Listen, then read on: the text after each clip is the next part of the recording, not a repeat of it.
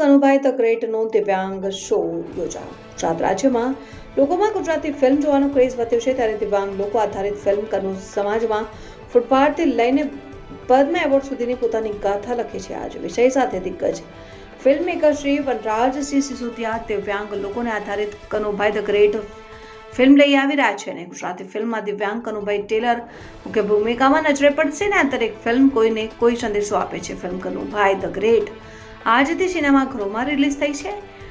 Film દર્શાવવામાં આવે છે કે કઈ રીતે કનુભાઈ ધ ગ્રેટ એક ફૂટપાથ ઉપરથી પદ્મ પુરસ્કાર સુધીના કઠિન સંઘર્ષ વિશેની વાર્તાલાપ કરવામાં આવ્યો.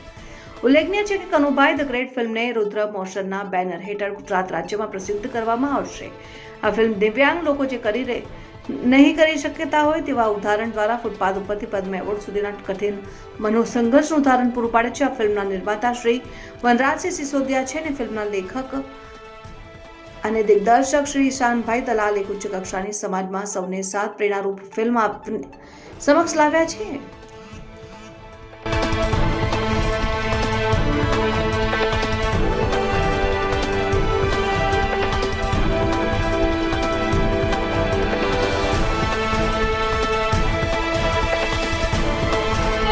પોતા મારતા આવડતું હશે કે ચૂપ અને જા મને અહીંથી, નહીં તો ગુસ્સો નહીં ને 1 મહિનાની સજા અપાવીને તે બહુ જ ખોટું કર્યું છે.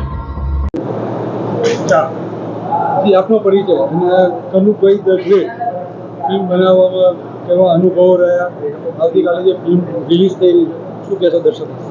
નમસ્કાર દર્શક મિત્રો, મારું નામ છે સુનિલ શરદ વિશ્રાણી. આમ મૂળ મુંબઈનો પણ હવે ગુજરાતી ફિલ્મો કરું છું એટલે મેં મારું સ્થાન બદલાવીને હવે હું અમદાવાદ આવી ગયો છું. ખાસ ગુજરાતી ફિલ્મોના પ્રેમ માટે એમાં કામ કરવા માટે હવે હું અમદાવાદ રહું છું અને મારા બહુ જ સારા નસીબ છે. 10 વર્ષમાં મેં 36 ગુજરાતી ફિલ્મ કરી અને આ મારી 37મી ગુજરાતી ફિલ્મ છે. હિન્દી ફિલ્મ ને સિરિયલો અને એડ ફિલ્મ તો બહુ કરી, પણ આ જે ફિલ્મ છે કનુભાઈ ધ ગ્રેટ એ મારી માટે બહુ જ મહત્વની છે. કારણ કે અત્યાર સુધી મેં બધી જ ફિલ્મમાં, બધી જ સિરિયલમાં, બધી જ એડ ફિલ્મ જોઈએ એમાં મેં ખાલી કોમેડી કરી છે. કોમેડી માટે હું બહુ ફેમસ થઈ ગયો, મને લોકોએ બહુ જ માન આપ્યો અને પ્રેમ આપ્યો. પણ આ ફિલ્મ જેમાં બિલકુલ કોમેડી નથી, મારે કનુ બાપા જે બહુ જ મોટી હસ્તી છે સુરતની અને પોતે દિવ્યાંગ રહ્યા છતાં દિવ્યાંગના મસીહા બન્યા છે ઘણા બધા. એટલે મારા જાણ ખાતર મને જે જાણવામાં આવ્યું છે કે 40,000થી પણ વધારે બાળકોને એમણે પગભર કર્યા છે. જે દિવ્યાંગ બાળકો છે એમને મોટા કર્યા, ભણાવ્યા, ગણાવ્યા અને એમાંથી તો ઘણા બધા ડૉક્ટર્સ બન્યા, IAS ઓફિસર બન્યા. એટલી બધી ચીજો એમણે, એટલા બધા એમના બાળકોને મોટા કર્યા છે. અને હું તો એમ જ કહું કે જો દિવ્યાંગ વ્યક્તિ હોવા છતાં એટલું બધું એ લોકો કરી શકતા હોય તો આપણે તો બરોબર ચાલી પગ બરાબર છે, હાથ બરાબર છે, વિચાર શક્તિ બરાબર છે, તો આપણે શું ન કરી શકીએ. આવા જ મેસેજથી આ ફિલ્મ બની છે કનુભાઈ ધ ગ્રેટ અને મારો ખૂબ ખૂબ સારો અનુભવ રહ્યો છે આ ફિલ્મ માટે.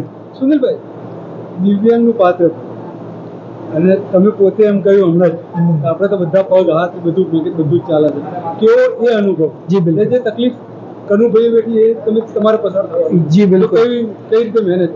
સારો પ્રશ્ન છે, કારણ કે જ્યારે બીજી એક્ટિંગ, નોર્મલ પાત્રની એક્ટિંગ કરતા હોય ત્યારે હાથ પગ, ઉછળકૂદ, જ્યાં જરૂર ત્યાં મુવમેન્ટ, હાથ એ બધું હોય, પણ આમાં એક સરખું વ્હીલચેર પર બેઠા રહેવાનું, જેમાં હાથનો મિનિમમ યુઝ થાય, હાથ હલાવવાનું પણ કંટ્રોલ કરીને હલાવવાનું.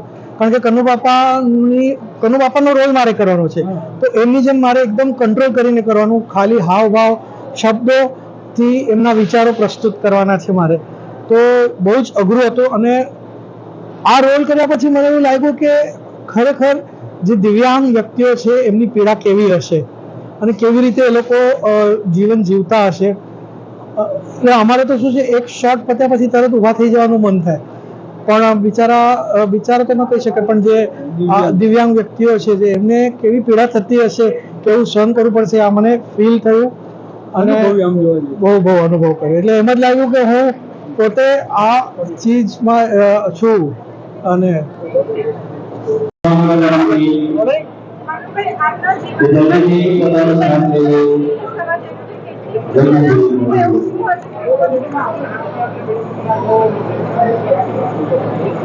કનુભાઈ આપના જીવન ઉપર મૂવી બન્યું છે અને કેવું લાગ્યું? આ ક્રેડિટ હું સુરત શહેરની જનતાને આપું છું.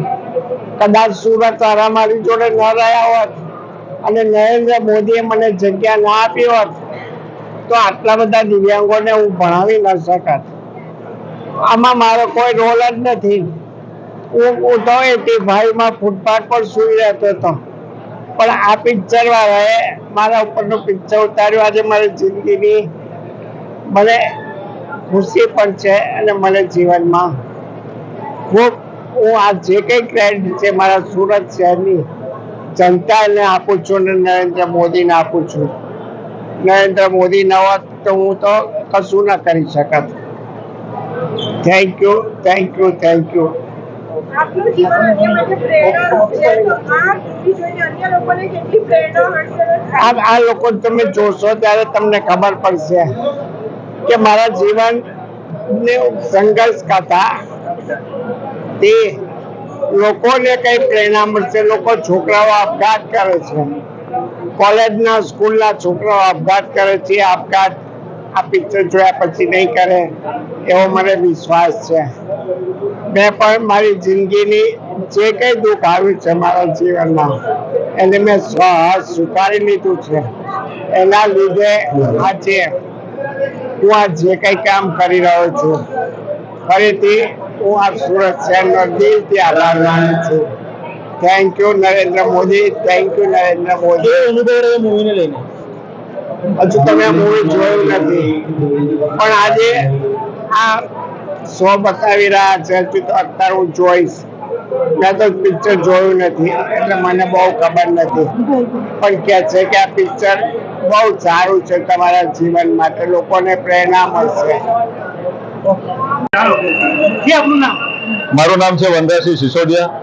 કનુભાઈ ધ ગ્રેટ કે જે આવતીકાલથી સમગ્ર ગુજરાતમાં ફિલ્મ રિલીઝ થવાની છે, એ ફિલ્મમાં મુખ્ય ભૂમિકાનું મારું પાત્ર છે જેનું નામ છે મુંજાલ શ્રોફ. મને ગર્વ છે કે એક એવી વ્યક્તિ જે ફૂટપાથ પરથી લઈને પદ્મશ્રી એવોર્ડ સુધી પહોંચી છે અને એની જે સંઘર્ષમય જીવન યાત્રા છે એ ફિલ્મની અંદર એક ફિક્શન સ્ટોરી છે, પણ ફિક્શન સ્ટોરીના ભાગરૂપે પણ મને કામ કરવામાં મજા આવી, કારણ કે ગુજરાતી સિનેમામાં આ પ્રકારના વિષયો પર ફિલ્મો ખૂબ ઓછી બને છે. તો મને ગર્વ છે કે હું આ ફિલ્મનો ભાગ છું. જ્યારથી અમે ફિલ્મને બનાવવાનો પ્રયત્ન કર્યો ત્યારથી ઘણી વખત અમે એવા ઘણા બધા પ્રોડ્યુસરને મળ્યા કે આ પ્રોજેક્ટ પર ફિલ્મ બને, પરંતુ જનરલી કોમર્શિયલ ફિલ્મો અને કોમેડી ફિલ્મોમાં બધાને રસ હતો. આવા સામાજિક વિષય પર કોઈને એટલો બધો રસ નહોતો ફિલ્મ બનાવવામાં.